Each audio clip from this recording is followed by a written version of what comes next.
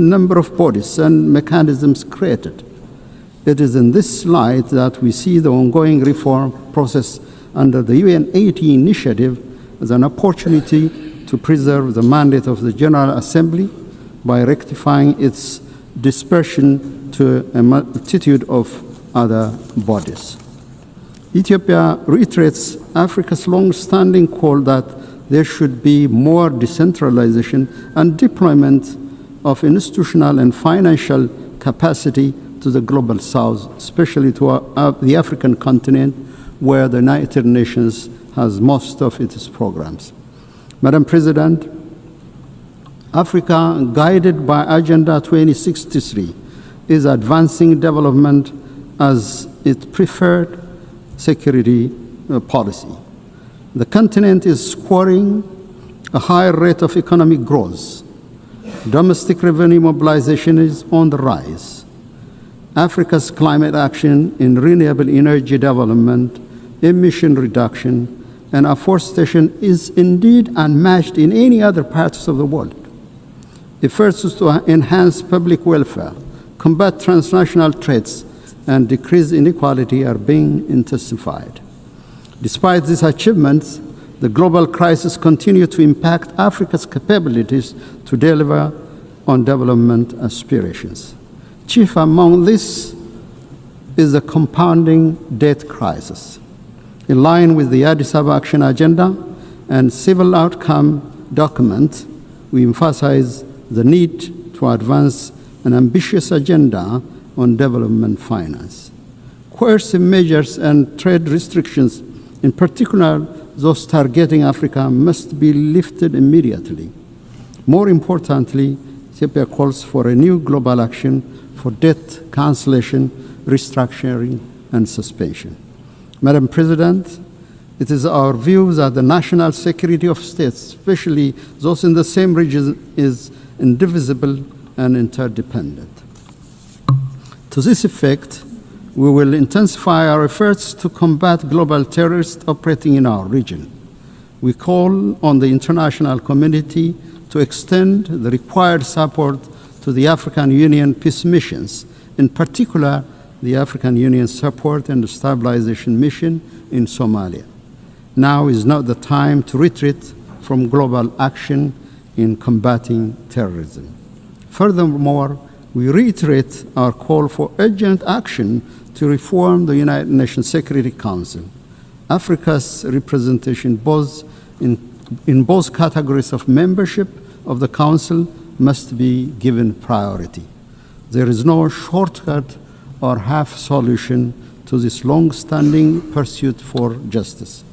Distinguished delegates, excellencies, I have the distinct pleasure to share with this august assembly recent milestones of great significance achieved by the people of the Nile River Basin. With entry into force of the Agreement on the Nile River Basin Cooperative Framework, the Entebbe-based Nile River Basin Commission is nearing establishment. This year, we also celebrated another milestone. On the eve of the Ethiopian New Year, Ethiopia commissioned the Grand Ethiopian Renaissance Dam, which transforms Ethiopia's renewable energy generation capacity.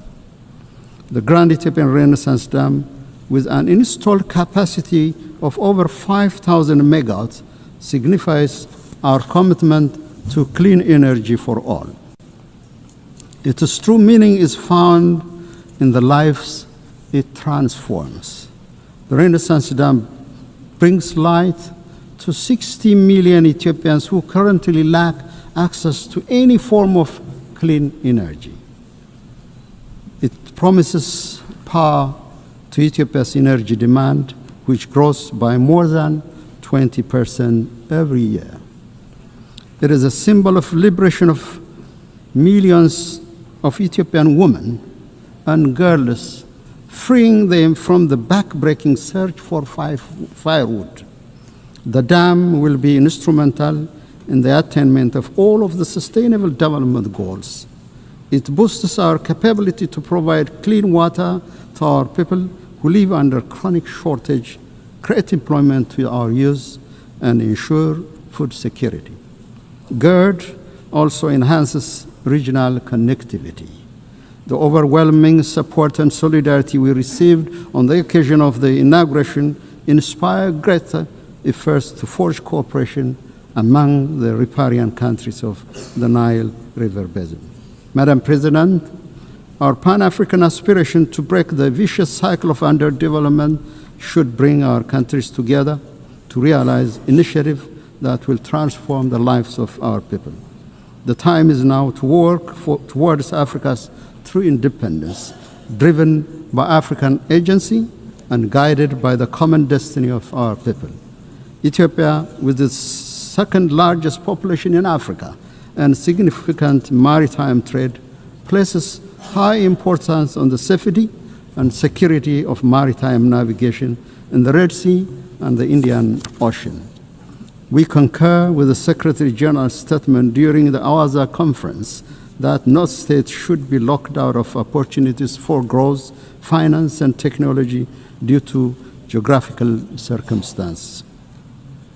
The international law maxim that defines the high seas as a common heritage of mankind and guarantees equal right of access and use to all states must be brought to reality. In collaboration with other states, Ethiopia will work towards a comprehensive approach to ensure equal development and security for all states along the Red Sea and the Indian Ocean. Ethiopia will also keep on advancing this legitimate policy objective through diplomacy and peaceful engagement. Madam President, in conclusion, I'm convinced the spirit, genius, and competence of humanity towards unity, justice, and collective well-being will triumph over the current atmosphere of